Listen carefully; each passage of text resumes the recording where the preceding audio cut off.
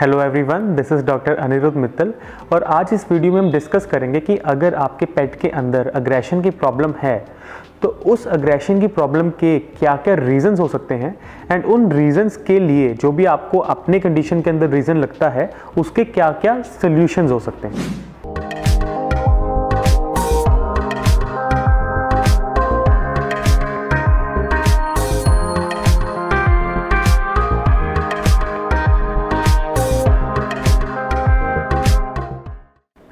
सबसे पहले तो अगर आपने इस चैनल को सब्सक्राइब नहीं किया है then please do subscribe to this channel, because जब आप सब्सक्राइब करते हो तो हमको एक मोटिवेशन मिलता है कि हम ऐसा ही अच्छा कंटेंट आपके आगे दोबारा से लेके आते रहें।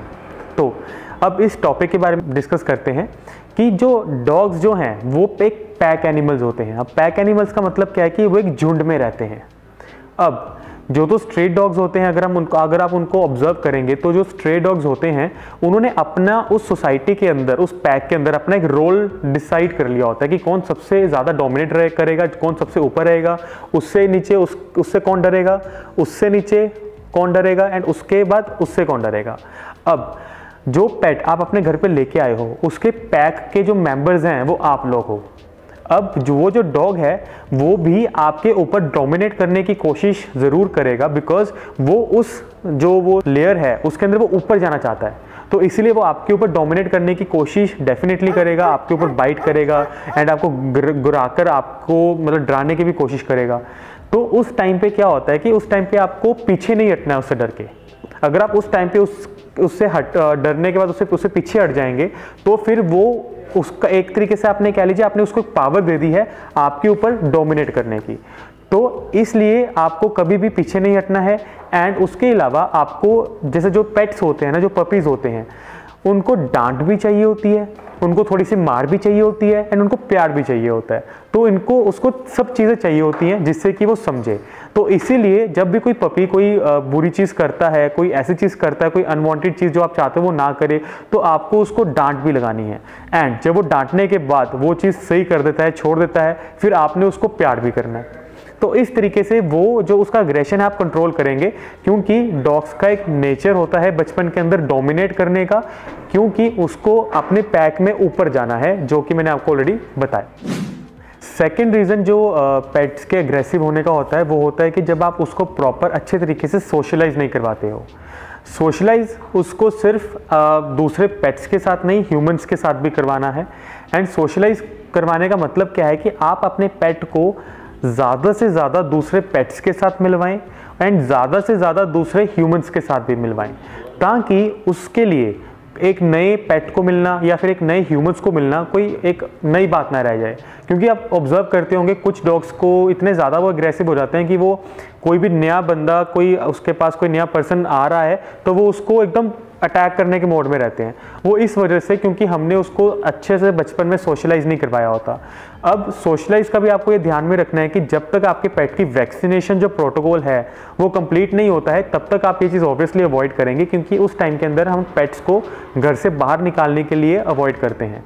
लेकिन उसके बाद जब उसकी वैक्सीनेशन कंप्लीट हो जाती है देन आपका जो फर्स्ट स्टेप होना चाहिए कि उसको अच्छे से सोशलाइज करवाएं दूसरे लोगों के साथ, दूसरे पेट्स के साथ, ताकि उसका एक जो नेचर है वो अग्रेसिव की तरफ ना जाए एंड वो सबके साथ एक अच्छे तरीके से मिले। जब डॉग्स डरे होते हैं तो उस टाइम पे भी वो घबराहट की वजह से अटैक मोड में आ सकते हैं। तो आपको हमेशा जब भी आप किसी पेट के डॉग के पास जा रहे हो तो आपको एकदम से जाके उसको प्यार नहीं करने लग जाना है। आपको हमेशा सिग्नल्स का ध्यान रखना है कि नॉर्मली जो पेट्स होते हैं जब वो डरते हैं तो उनकी जो पूंछ है वो उनके लातों के बीच में, मतलब दोनों लातों के बीच में चली जाती है। तो उस टाइम पे अगर आप उसको प्यार करने के लिए जाओगे या उसको आप हाथ लगाने की कोशिश करोगे, उस टाइम पे हो सकता है कि वो आपको अटैक भी कर दे। तो इसलिए आपको ध्यान रखना है कि आप कभी भी पेट को इंस्टेंटली जाके एकदम हग करने की कोशिश नहीं करोगे। आप उसको हमेशा धीरे से स्लोली उसको अप्रोच करोगे ताकि वो आपसे डरे ना एंड वो आपको एकदम घबराहट में अटैक ना कर दे। और कौन से सॉल्यूशंस हो सकते हैं? सबसे इंपॉर्टेंट सॉल्यूशन है वो है डॉग ट्रेनिंग। तो आपको हमेशा ध्यान रखना है कि आप अपने पेट की ट्रेनिंग ज़रूर करवाएंगे। जब वो 3 महीने का हो जाता है उसके बाद आप उसकी ट्रेनिंग स्टार्ट करवा दीजिए। अब इंडिया के अंदर क्या चीज़ होती है, इंडिया के अंदर डॉग ट्रेनिंग को एक लग्जरी में काउंट करते हैं, उसको नेसेसिटी में काउंट नहीं करते हैं, जो कि ये बिल्कुल ऑपोजिट कॉन्सेप्ट है अगर हम देखें वेस्टर्न कंट्रीज़ को, क्योंकि वहाँ पे आप डॉग्स को रख ही नहीं सकते हो अगर आप उसको ट्रेनिंग नहीं करवाओगे तो इसलिए मेक श्योर अब उसको रखने का, उसको ट्रेनिंग करवाने का सबसे बड़ा फ़ायदा ये होता है कि जब भी आप डॉग्स की ट्रेनिंग करवाते हो वो थोड़े से डिसिप्लिन्ड हो जाते हैं, वो आपकी कमांड्स सुनने की उनके अंदर और उन जो कमांड्स आप दे रहे हो उसको मानने की उनके अंदर कैपेबिलिटी आ जाती है। तो इसीलिए डॉग ट्रेनिंग को कभी भी निगलेक्ट मत कीजिएगा और उसको अपने पेट को हमेशा डॉग ट्रेनिंग दिलवाइएगा। अगला जो रीज़न होता है डॉग्स के एग्रेसिव होने का, वो हो सकता है कि जब आप उसको कॉन्टिन्यूसली बांध के रखते हो। अब डॉग्स में क्या होता है कि जब आप उसको कॉन्टिन्यूसली बांध के रखते हो तो वो बड़े इरिटेटेड से हो जाते हैं उस बंधे रहने की वजह से। तो इसलिए वो जो उनकी इरिटेशन है वो in the form of aggression आपको दिखाते हैं।